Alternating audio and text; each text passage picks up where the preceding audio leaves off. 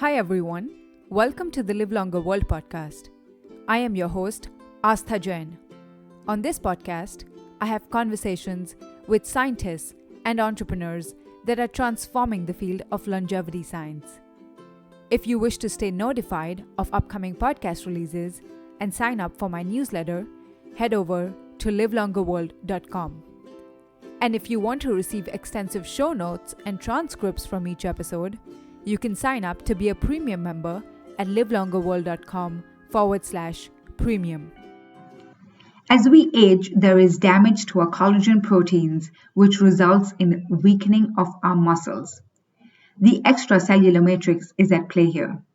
My guest today is Dr. Collin Ewald, whose research focuses on understanding the extracellular matrix of the ECM and its link to aging.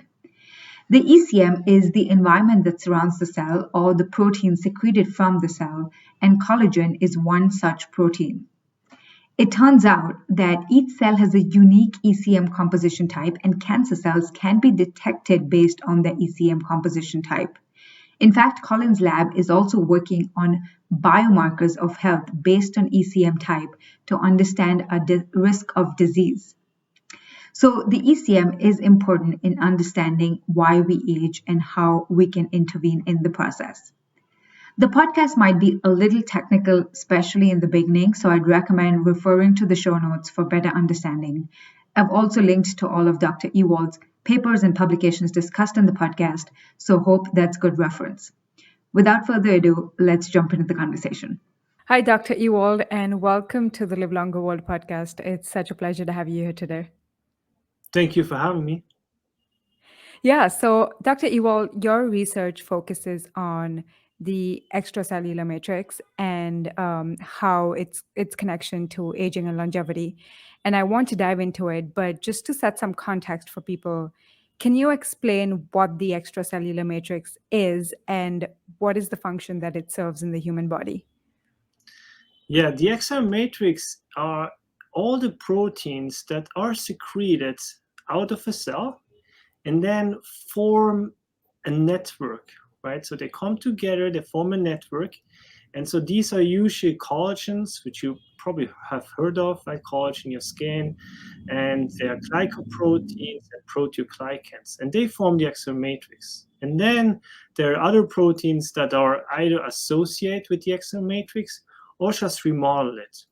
And so in the human body, ECM matrices are, found surrounding the organs, like the basement membrane. It's like a sheet-like structure or a network that, holds the organs in place. And then also, there's interstitial matrix or connective tissue, right, that is found between cells. I see. Okay. So I know in previous, in your research, you've stated the importance of the extracellular matrix and just some of its functions in terms of tissue repair or cell division maybe as well.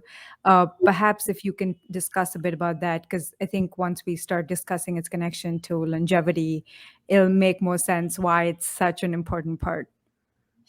Yeah, as I mentioned, right, so each cell produces its own extracellular matrix. So, fat cells produce a different extracellular matrix than skin cells or muscle cells.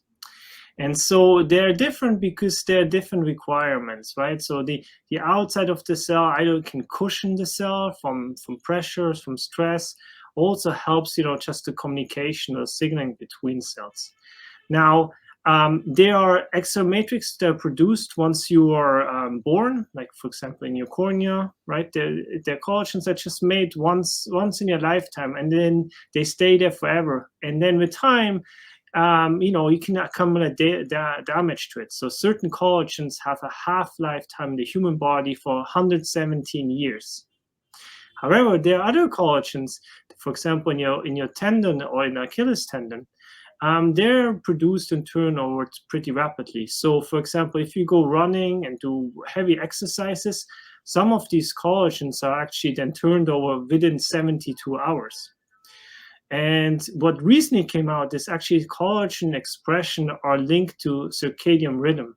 So you have a full spectrum of dynamics. You have some collagens that just once make and stay forever there and accumulate damage and become cross-linked and become fragmented and all these things that happen during aging. But there are other ones when the exome matrix is close to the cell that are really turned over. And the ones that are turned over and close to the cell, the exome matrix itself is linked by receptors called integrin and other receptors. They hold it, right? And so the cells pulls on the matrix, and the matrix, is resistant, gives some resistance back. So the cell senses how stiff or how soft the environment is, what needs to be changed. So it's a strong interactions, right? And so during development, this turnover of the exome matrix and the attachment, this is rapidly happening. But then after everything is said, it's less so. And so if the cell is under homeostasis, so to speak, the exome matrix is there, it's a little bit turned over or repaired. However, if the cell now changes to a disease state, the exome matrix is completely changed. So for example, with cancer cells, we see this, right? So cancer cells change the exome matrix.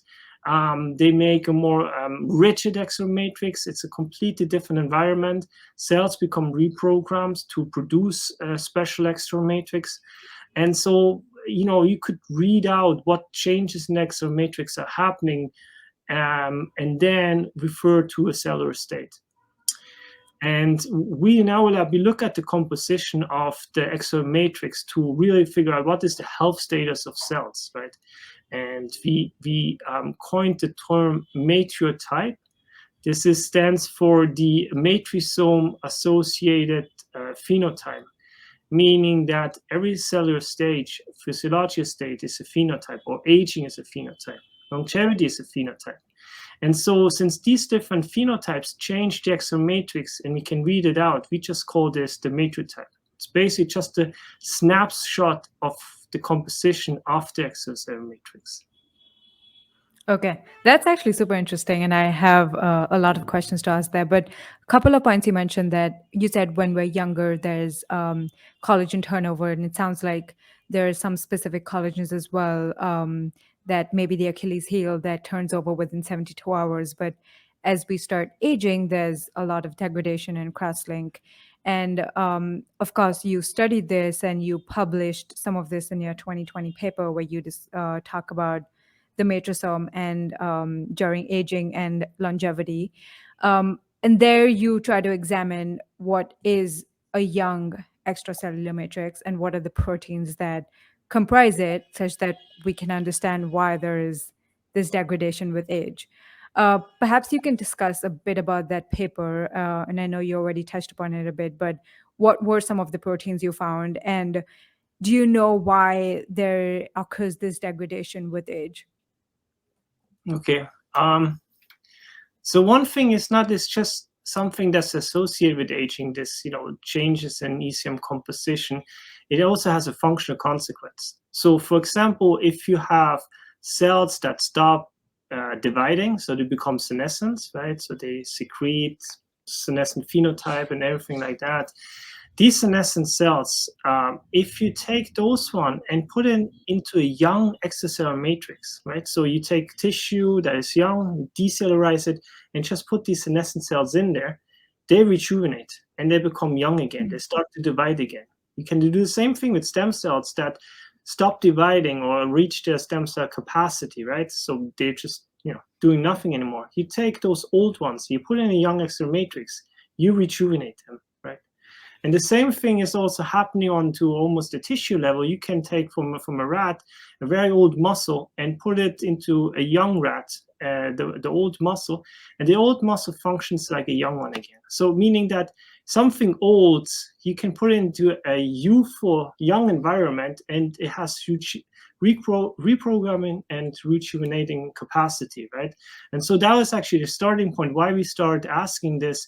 What changes in ECM composition are happening? Which changes are associated with healthy aging or longevity? And how would the young extracellular matrix composition look like? Exactly with the idea that we could maybe, if we could change the extracellular matrix composition, we could reprogram cells back again to more youthful states, right? To maintain homeostasis.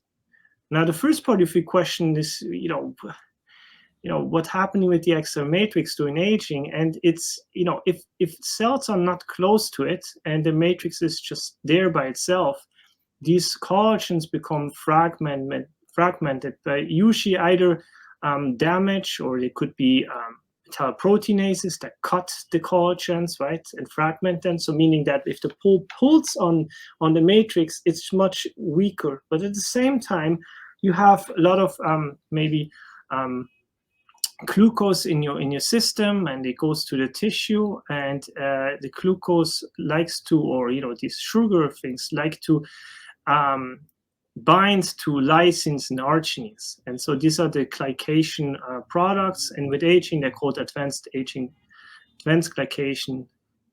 end products.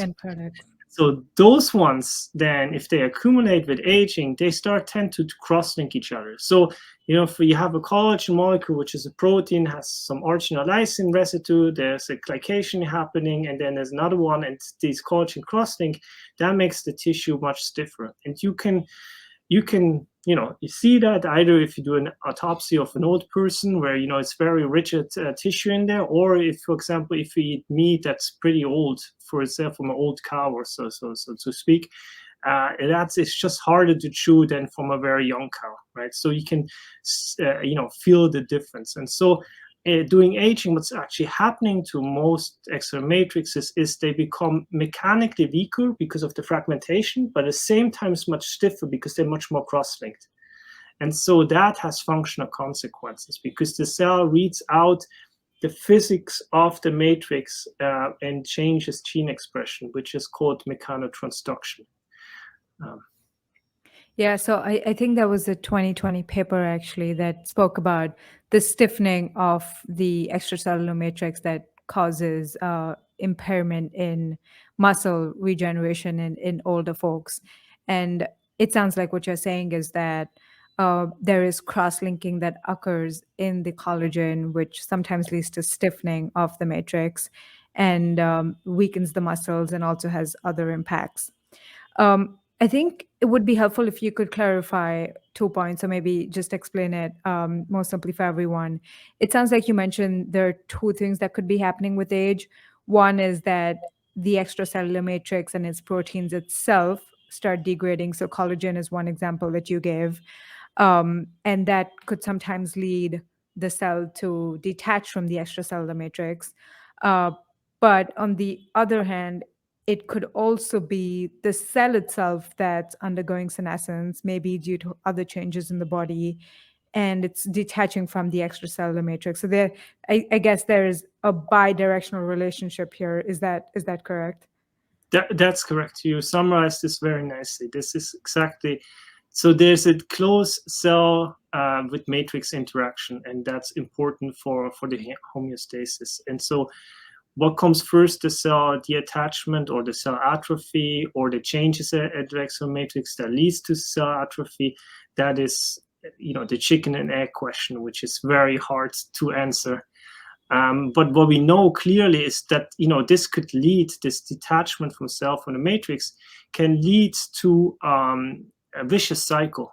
For example, those receptors that link the matrix to it, if they change, for example, due to accumulation of reactive auxin species or anything like that, then that could lead to upregulation of metalloproteinases from the cell, which then are secreted to the matrix and cleave it, and then again soften and the matrix and this interaction, and it just goes around till there's a real detachment, or it's a spiral down, a downward spiral, and that's very hard then to stop.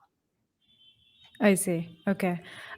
So I was actually talking to Irina and Michael Conboy last time, and I'm not sure if you're familiar with their work around heterochronic parabiosis. But there's one thing that you mentioned about how when you put senescent cells into a young environment or a young extracellular matrix, they start dividing again. And the same thing with stem cells that have stopped dividing. I'm curious that if you look at the Conboy's research, I guess the mice are sharing the environment the blood and also just the environment of the older mice are sharing the environment of the younger mice, and that's rejuvenating them. Do you know if the extracellular matrix could also be involved in that case? So there's also, it's a yes and no question. So I don't know directly because it's not my direct research field, but I've been following a little bit from the sideline. And so from Comboy's work, what struck me is that you can do this rejuvenation just by giving plasma, or just dilution of plasma, or just giving albumin, right? So there's one part, that's one part of it. Yeah, no, that's super fascinating if there is some sort of connection there. You have also shown how longevity interventions like caloric restriction and rapamycin can prolong the lifespan, or can change the expression of the extracellular matrix. What is happening there? So we've done this with using C. elegans, which is a little worm 1 millimeter in size and lives up for 3 weeks. And so now if you do an intervention, you can even double the lifespan of these animals. And so they are really pioneering horse or working model for anybody who's doing aging, because they're so simple.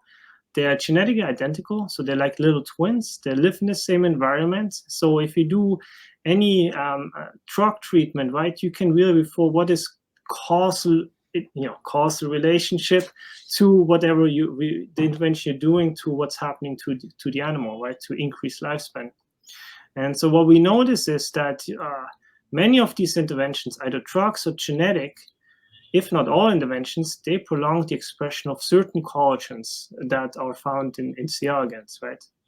Now, the cool thing is actually that if you take those key collagens that are expressed for longer, and you simply overexpress those ones, it's sufficient to increase lifespan, right? Which is cool. And now, if you do the reverse experiments, you take any genetic interventions or pharmacological interventions that increases lifespan, and you just knock down one of these key collagen, it completely blocks the longevity, right? And so if something is required and sufficient, it suggests a mechanism. And so we spent now the last 5 years hunting down this mechanism. And we also, again, about to send the manuscript out for publication. But the exciting part is that we were thinking, how would this work? Simply overexpression of single collagen, or how would prolonged collagen expression extend lifespan? And what we were thinking of, we were like, maybe there are growth factors or hormones better stored in the extracellular matrix, because the extracellular matrix is a reservoir for growth factors. Or they're just better protected against damage or stress, right? So oxidative stress, or better barrier function, right? So outside insults would come in, but that was also all not the case. So we spent 5 years. We took different approaches, from proteomics to see the change in the extracellular matrix, to just lifespanning, using the lifespan machine. And we lifespan, I think, 36,000 C. elegans and 39 matrixome genes, so to speak. And we come up with one single mechanisms there. And also we did a screen which was just targeted to see the prolonged expression of collagens during old age, which was a really cool screen. And only one structure came out, and that structure is a hemidesmosomal-like structure that connects the outside extracellular matrix through the skin of C. elegans to the basement membrane, which is a second different type of extracellular matrix, to the muscle. And so that structure is required for the longevity. And basically what that structure is for is mechanosensation and mechanotransduction. So what we stumbled upon is that the answer is why these collagens are prolonged expressed during age and why they're required and sufficient is that this mechanotransductor apparatus is the thing that is required and sufficient to transduce or transmit the signal for long life. And so now at the moment, this is a very exciting new mechanism. The moment we're trying to figure out, that's now happening in C. elegans, where could it happen in us humans, for example, right? So I mean, hemidesmosomal-like structures are also seen in humans, but that requires more research. And so we try now to dissect this whole thing in mice and then see how well this is conserved and whether that works through. But basically, this would be, I mean, mechanotransduction biology is a big field, right?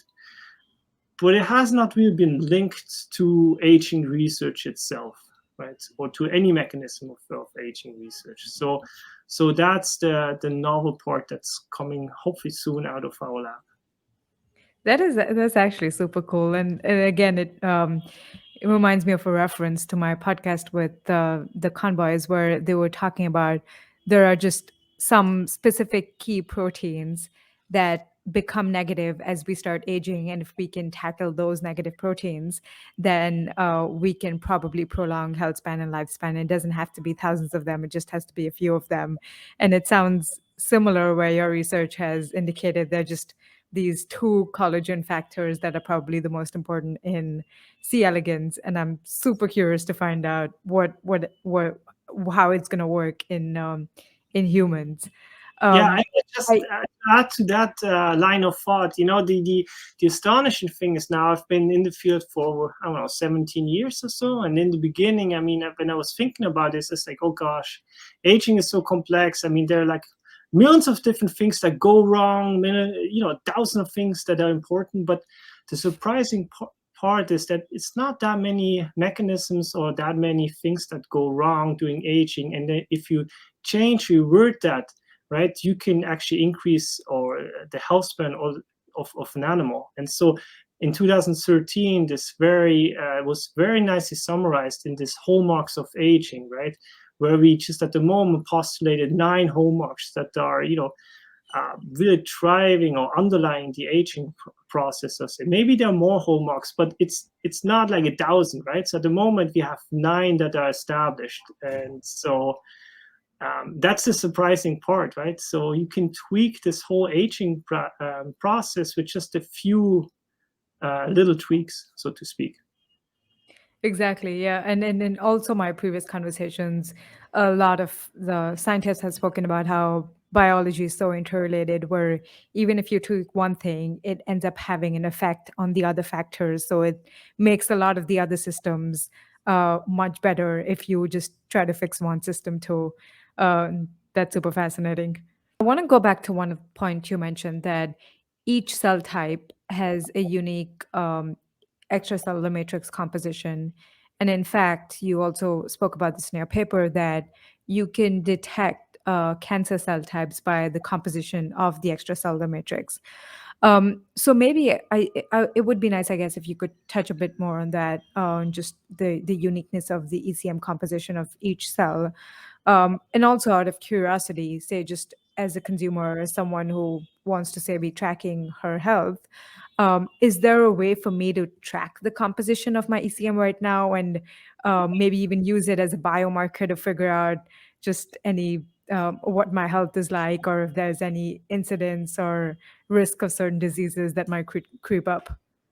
Yeah, we are working on that actually at the moment. We're Oh, trying to amazing. really figure this one out. It's not that easy, because you have about 300 proteins that form the extracellular matrix, right? And then you have different levels there.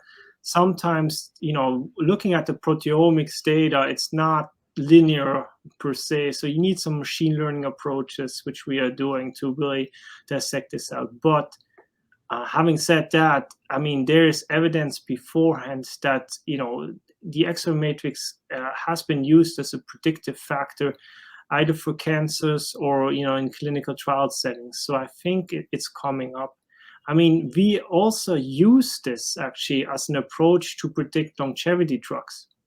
So the way we approach that one, we just, there is the databases or data banks called the GTEx, which has all the mRNA or gene expression of many human tissues.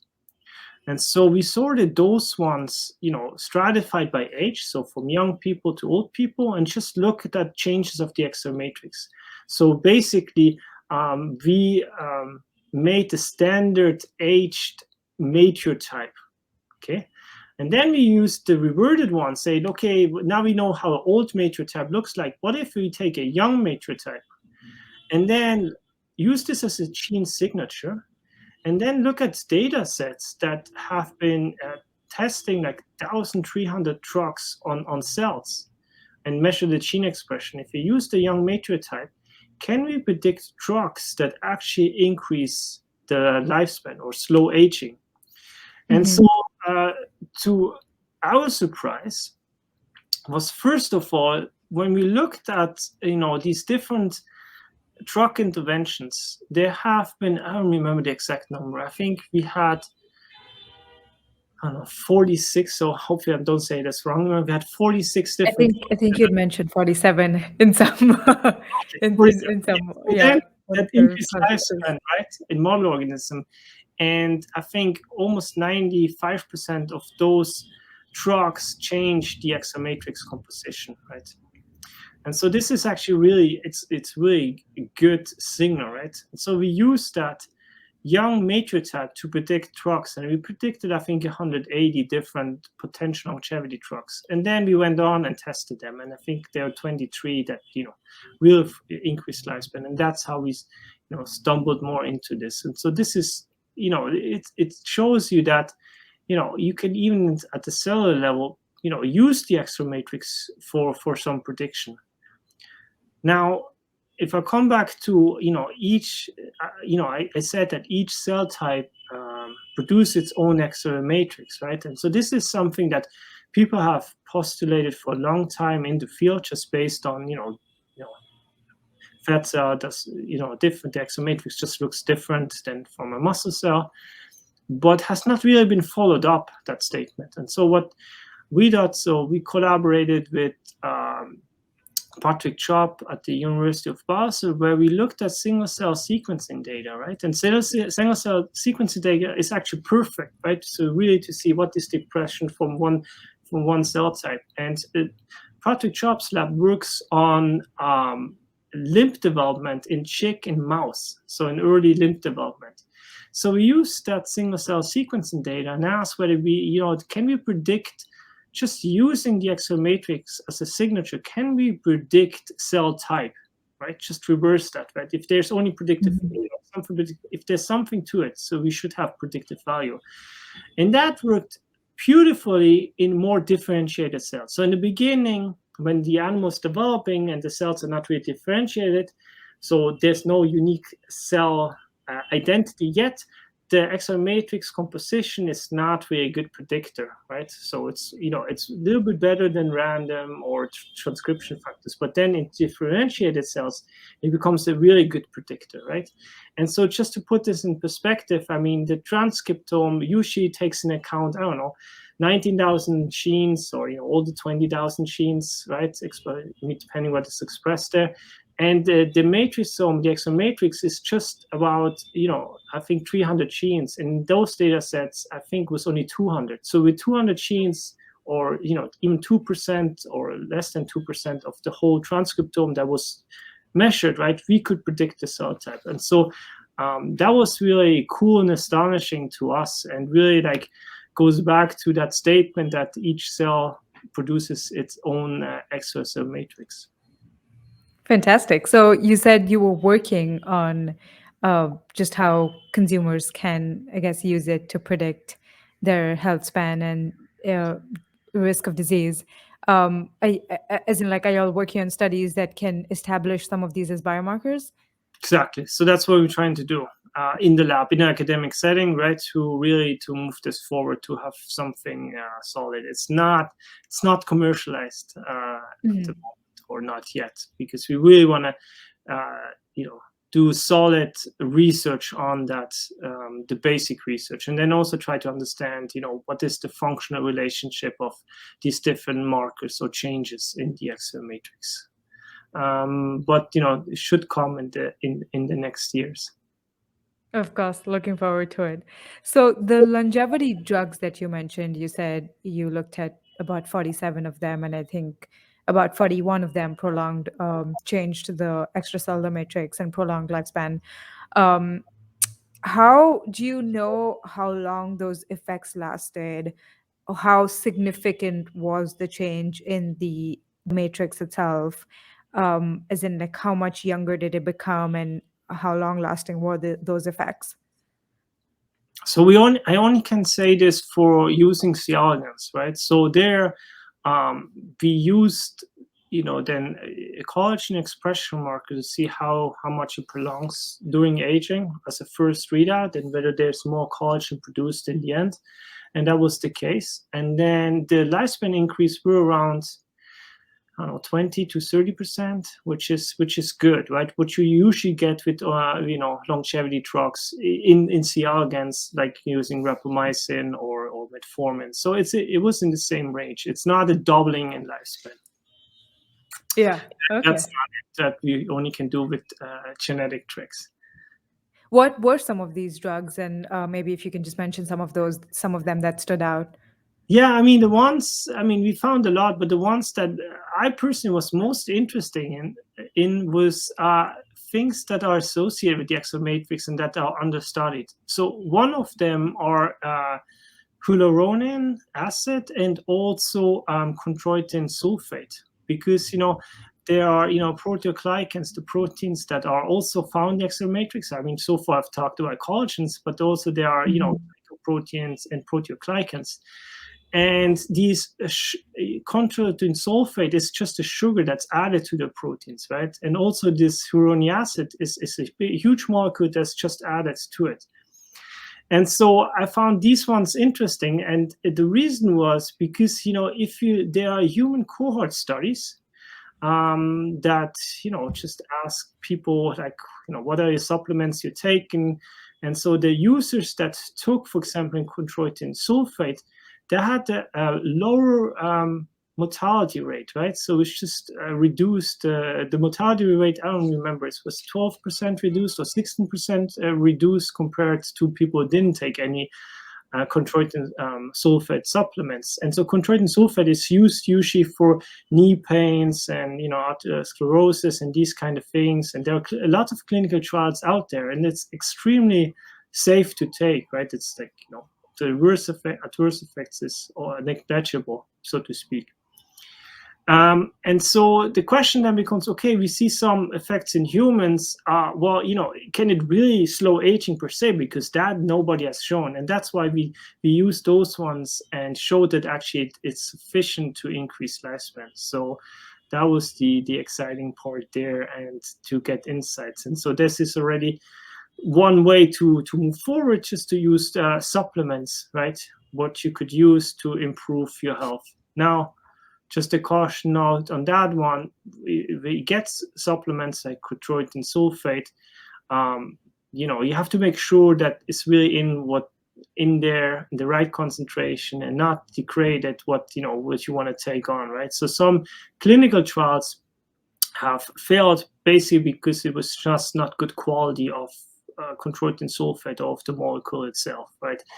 And so you just have to find a trusted company that gives you that. But technically, you could start. That's the lowest hanging fruit for anybody to try to use supplements to increase their health and lifespan, so to speak. We don't know where it works, so clinical trials are required. I just want to mention that, but at least this one is more or less safe, so you won't do so much harm. And so hopefully we in the future we have clinical trials to show actually efficacy and all these things we want to see.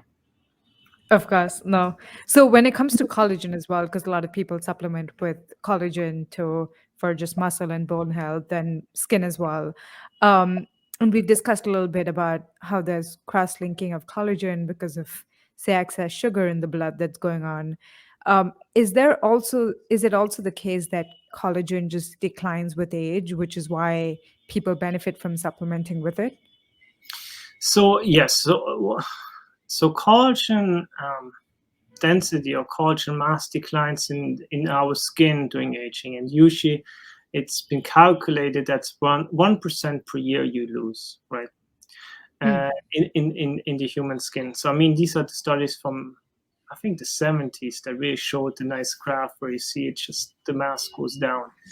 Whether just eating collagens or putting collagen cream onto you, whether that increases the mass, that has to. I think there's some studies out there that has to be shown. Some studies out there look positive, right? It's like small clinical trials, but it has not been, really, really investigated that heavily. But lots of people, as you mentioned, lots of people are taking it. I mean, when I stumbled into this thing in 2012, I mean, collagen supplements were not really existing, and now it's just booming, right? With Kardashians taking it, and it's just amazing to me, right?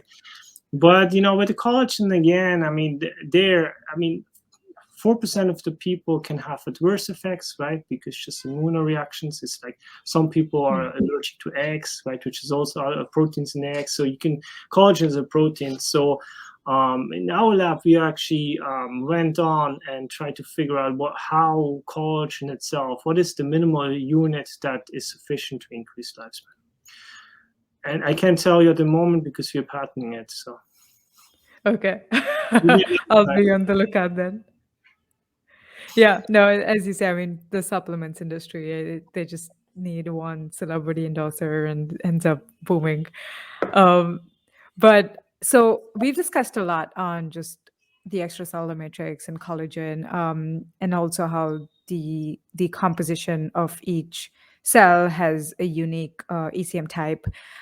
There's one thing else that I thought was really interesting was that you mentioned centenarians, I believe, have some sort of mutation that I guess overexpresses their collagen or gives them a different type of ECM. It would be great if you could touch upon that. Yeah, so I mean, if you just look at these gene-associated studies, right? So these single-nucleotide polymorphisms that are associated with longevity or in centenarians, right? So some of them are found in collagen. Some are actually found in integrins, which are important for the mechanotransduction mechanism. So something is going on that we don't understand quite yet what's going on. So what we have done, I back up. So there was this in 2015 a very nice paper where they compared 80-year-olds that were healthy and 80-year-olds that were not healthy. And the only thing that came really out was one collagen, SNPs in one collagen, right? It was on the top of the things that's associated with healthy 80-year-olds, right? So now we took those SNPs and we looked, because that collagen is conserved in C. elegans. And so we looked which of these SNPs are conserved in C. elegans. And then we just mutated them and lifespanned it. And one of those SNPs increases lifespan, right, in that collagen. So a single SNP in that collagen sufficiently increased lifespan, which is really exciting. And at the moment, we're trying to figure out now, how does this work, right? So basically, so far, we have an association in humans, which is fantastic, right? We have a causal link of one of those SNPs to longevity in C. elegans, and now we're trying to figure out what are the downstream mechanisms. So like it's always in research, you have, you go a couple of steps and then you go the wrong direction, and you go back again to follow something else. And I think we are now on the right track, and hopefully we will get this out maybe in a half a year or in a year. So it's pretty exciting. Okay, well, lots of research to look out for from your lab then. Is there anything else on just collagen and ECM that we've missed before I move on to two other questions that I have? I could talk for hours about the XM86 and collagens, but no, we covered, I think, the most important ones. We covered we covered everything. Okay, there's actually one question that I remember now. You'd mentioned something about research coming out on collagen expression and circadian rhythm. What is the connection there? That's a fantastic question. This is research not from my lab, from other labs, right? And to me, it's still very mind-boggling. Why would collagen gene expression to be linked to your daily rhythm, right? Because I mean, if you think about collagen, it's a very expensive protein to be made, right? So it's a huge protein, so it's a huge investment of the cell, and so why that is linked to, I have no clue, and we haven't even looked in. But we know circadian rhythm is linked to aging itself, right? And so how what are the links there? It will be interesting to dissect in the future.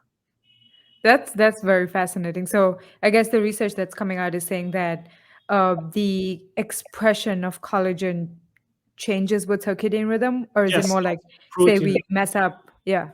Also protein levels, yeah. If you mess up circadian Okay. rhythm, you basically mess up. Then you could mess up your extra matrix if you take it further. So if you jet lagged and stuff like that, so you Yeah. maybe your skin looks more, no, I don't want to say. I don't want to make those No, statements. it does. I mean, I'll notice it. I think a day I don't sleep too well, I think I feel like I look more tired. I mean, I'm sure there might be some connection with collagen and seems like extracellular matrix now.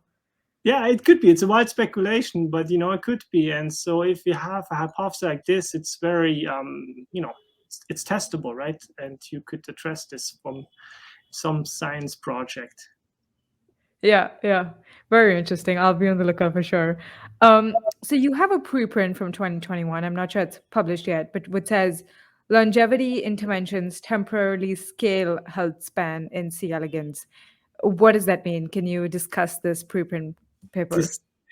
This work was actually inspired by Nick Strustrup, or the concept itself, because back in 2016, Nick Strustrup at Harvard, what he has shown is that all these interventions you do with C. elegans that increase lifespan or shorten lifespan, all they actually do, no matter what you use, they temporarily scale the lifespan curve, right? So if that's the normal lifespan here, and you double the lifespan to over here, right?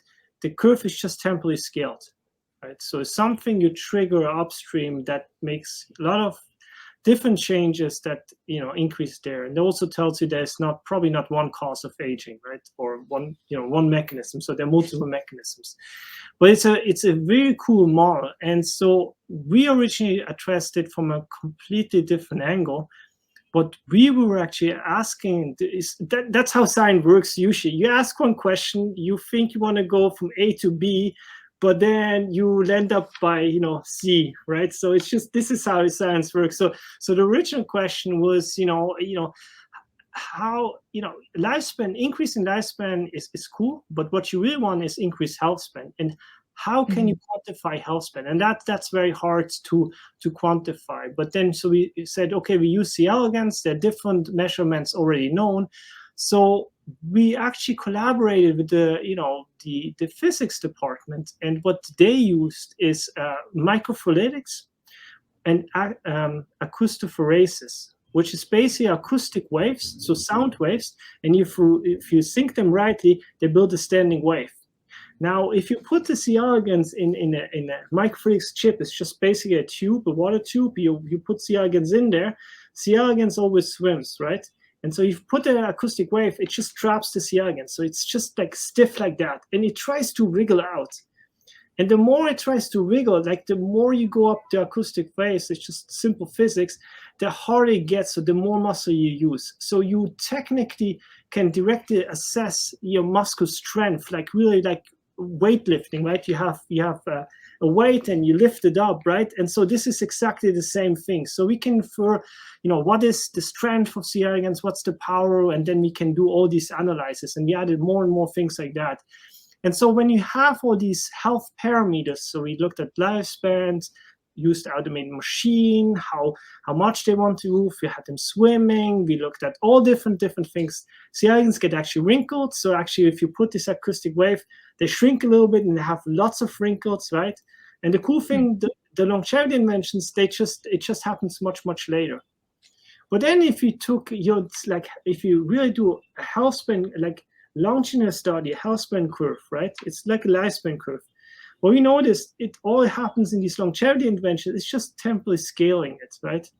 And so basically the lifespan of C. elegans is temporally scaled, right? It's just the time axis, the x-axis moved. And also the health span is per se. And so what this tells you is that if you compare this now to centenarians or to human aging, right? What happens to us is that the older we get, age is the highest risk factor for age-dependent diseases, chronic diseases, Alzheimer's, cancer, diabetes, right? And usually these centenarians, they live longer, and they have very few, like 15% get these age-dependent diseases, and a lot of them just never get these age-dependent diseases. So this is like the centenarians is basically the same. Not disease-free is the wrong word for it, right? But we use C. elegans, they don't get these age-dependent diseases. So it's really the aging process per se. So if you take away all these diseases that are happening with aging, right, and you just look purely at the aging part, right? So then any intervention you do to increase the lifespan, right, it just temporarily scales it. And so this is a phenomenon that is also conserved on the transcriptional level. So another group just published that the transcriptional changes during aging are temporarily scaled in longevity intervention C. elegans. And now the cool thing is, in bacteria, aging is also temporally scaled. And one thing I have to mention is that the whole aging process seems to be very conserved, from bacteria, yeast, fruit flies, C. elegans, mice, up to us, right?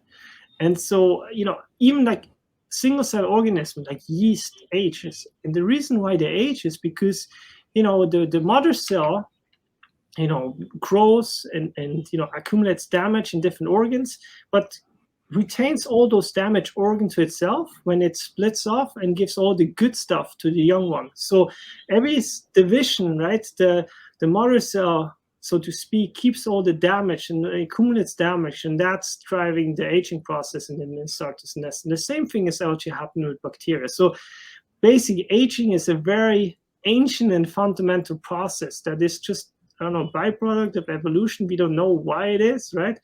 But it's just there. So you can study in these very simple organisms. You can study like on the mathematical level, you study the aging process and you get insights in terms of our aging. So to sum up, it's just a beautiful mathematical model that's underlying the aging process. That's really interesting. It reminds me of Richard Dawkins' book, The Selfish Gene, where I was recently reading parts of it. And I started thinking about the evolutionary perspective of aging there, because he talks about how our genes are selfish in the sense that each gene wants to replicate itself and they're fighting with each other. But there's something that happens till reproductive age, where just so that they maintain some sort of, I guess, civility, so that they can transfer on the genes to the offspring. But after that, everything starts going wrong and they fight with each other, and it's not about conserving the whole body as a whole, but it's more about each gene trying to fight and replicate. And that's, I think, the damage that's going on. That's exactly right. So the genes are good for you when you're young, they're bad when you're old, right? Because natural selection doesn't really care what happens to you as an organism, because it's survival of the fittest, right? Fittest means reproductive success, right? So it's optimized for good growth and development in a certain environment. So, and then, for example, the same thing with insulin, right? Super important for fast growth, for any growth factors like the TOR kinase, but then it becomes bad during old age, right? So some of the TOR kinase is active very a lot during aging, right? It's not only accumulation of damage, but also things that are just left on during age and they are not regulated, turned off, right? And so there's also one reason why reducing insulin IGF-1 signaling can double the lifespan, at least in C. elegans.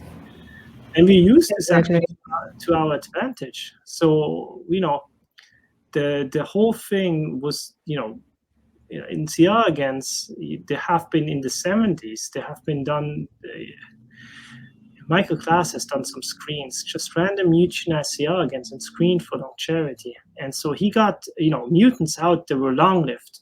And so he thought it's great, but then he looked at the reproduction. The reproduction success was just too low, and some went in this called dour stage, which is an endurance stage, like a factive endurance stage that can C. elegans survive under very harsh environments. And so he said, okay, this is all nonsense. But then Thomas Johnson picked this up in the late 80s and found this actually one gene called H1, which is the PI3 kinase. That it turned out, right? That's important to increase lifespan. And H1, I think, can actually increase the lifespan 10 times. So some labs have shown that you can increase by a lot, right? So this is really cool. And then Cynthia Kenyon picked this up in her 1993 paper where she looked at this gene DAF2, the single mutation which doubled the lifespan, and found another gene that was downstream called DAF16, which is the FOXO transcription factor. So that tells you that the aging process in part is under genetic regulation, more or less, right? So but for growth. Now we use this actually to our advantage and ask, if you have those interventions late life, right? So say insulin signatures just go increase late life. Can we actually, increase the lifespan at very old age? And so we use the genetic trick, it's called the Auxin degron system, where we tag the insulin IGF-1 receptor with this tag called degron. And then you can use a molecule, Auxin, you feed that to the worm, and that leads then to the degradation of the protein that you targeted. And so first, when the PhD student, Richard Vance, suggested that experiment, I said, I don't think it's going to work because the insulin IGF-1 receptor is a transmembrane, and nobody has shown that you can even degrade that transmembrane receptor. But he got it to work, and so he can force, with just this genetic trick, force the agonist in this dour stage. And then also when doing adulthood, where they don't become dowers, you degrade the insulin IGF-1 receptor, increase lifespan. So then we ask, okay, how far can you push the system? Like how late in life you can go? And so we went up to around 75% of the population has died. And this happens around 21 days in adulthood of C. elegans, right? And then we put them on Auxin, degraded the insulin IGF-1 receptor. So to see where you can increase lifespan. Now for your reference is that when at the 21st day of adulthood, right? If you don't do any treatments to C. elegans, they live another 4 days. So at day 25, they're all dead in the control group. However, the ones that were treated at the 21st day of adulthood to degrade the IGF-1 receptor, they lived an additional 26 days. So we were able to double the lifespan of very geriatric C. elegans, right? And so there's the first proof concept that it's actually possible to use an intervention in very, very late in life, right? It's almost you close to death, like in a couple of days later you die if you were, and we were able to just give you double, some of the worms just double the lifespan, right? Which was really amazing to us. And at the moment, we are trying to figure out what is actually happening, right? So do we rejuvenate C. elegans and make them just young again? And they start by, see, I'm young again, I start again. Or do we just extremely slow aging, right? And so we're trying to dissect this, and we're actually collaborating with many labs around the world to really quantify this, because you can think about if you take this very old geriatric C. elegans, they are just not so healthy anymore. And what you want to do is highly quantitative data. So people that have invented really cool machines that they can put the C. elegans in there to really dissect these kind of things. And so we're trying to figure out how we can rejuvenate really, or slow aging very hard when you're extremely old. That's brilliant news. If we can have interventions and target even in our old age and have such fantastic rejuvenative effects, that's brilliant. You mentioned you put them on Auxin and then degraded the IGF-1. What is Auxin, if you can explain, and what is the connection here with IGF-1? Yeah, I'm sorry to say. So the No, Auxin no, no. plant hormone, right, which you can just administer or feed to C. elegans. So basically, you put this in the environment, and the worms, C. elegans, they eat it up, right? Now the Auxin molecule, it's a hormone that goes into C. elegans, and when it comes close to the Dagron tag, which is also a thing found in plants. So C. elegans doesn't have that, right? So it's a specialized plant. If that plant, this Dagron tag goes together with the auxin, then the machinery is recruited to degrade the protein directly, right? So it's just a signal. So the Dagron is a tag that is important. Once the auxin bind, the signal is active. It's like a switch on, and then the endogenous machinery is going to come and take it and chops it up, eats it onto the own amino acid levels for recycling, basically. And so it's just, again, this is just a genetic trick, because pharmacological interventions so far haven't been shown to work in old ages in C. elegans, and also other interventions like RNAi interference or knockdown doesn't work in old age. So you can do these so RNAi interference for longevity works till day 6 of adulthood or day 8 of adulthood, right? And pharmacological, maybe you can do day 10 of adulthood, or maybe a little bit later, but nobody has pushed out the system so far. And I mean, for us, was just curiosity, how far can we push? And I mean, everybody's talking about these, as you mentioned, these interventions where you're really old, you do this, get this magic pill, and you run around again, right?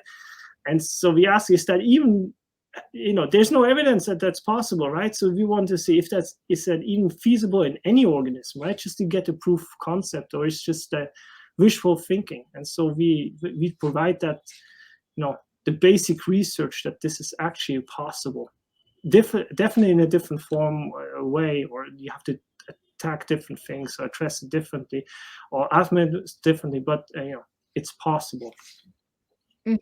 So how is this degradation of the IGF-1 different from, or maybe how does it compare to if you turn it down through, say, fasting or lower BCAA or other proteins?